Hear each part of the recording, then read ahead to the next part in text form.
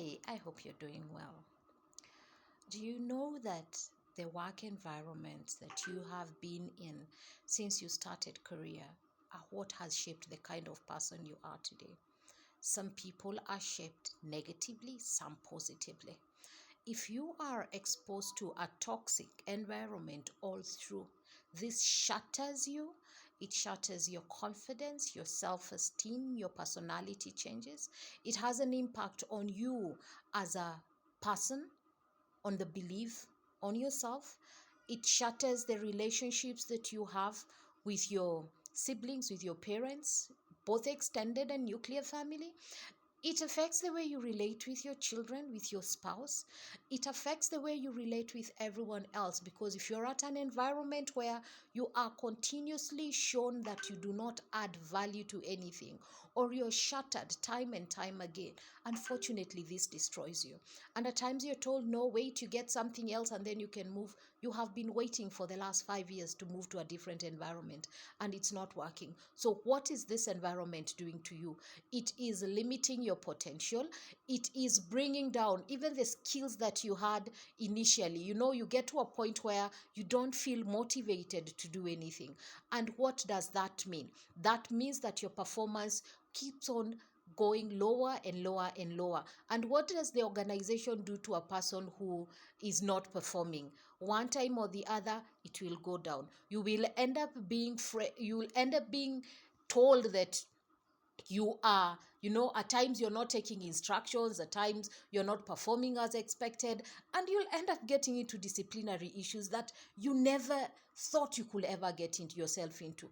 And is it something that you're doing? No, it is the environment that is not supporting you. So my dear, if you are at a situation where you are feeling crushed, you are feeling that you cannot hold this anymore, and something is not opening up, maybe, just maybe, what you require is to just get out of that environment, brush yourself a bit, make sure that your mental well-being is okay, so that even if you're getting to the next place, you're getting there sober in a state where you are able to know what you need to do. You are able to to have that confidence that I can actually deliver, because unfortunately toxic workplaces can even lead to people committing suicide, unfortunately.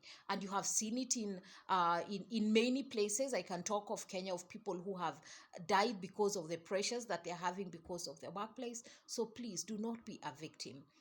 If you can, redeem yourself now. It is not all that.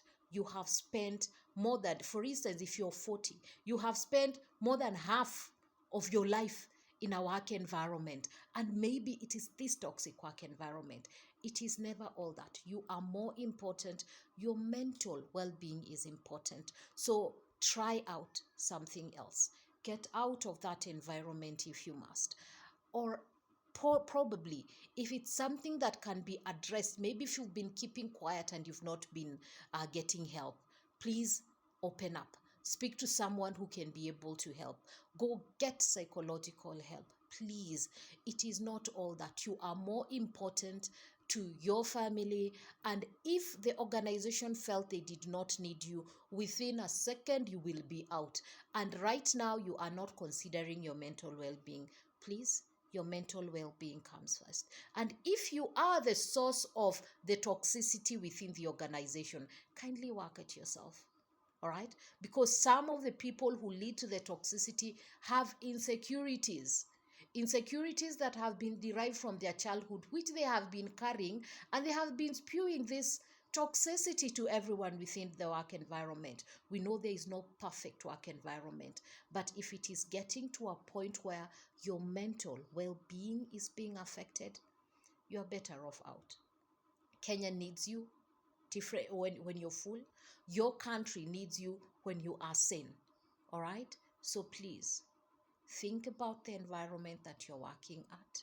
Make sure that you prioritize your mental well-being. My name is Susan Wangime. You have a good one. Bye bye.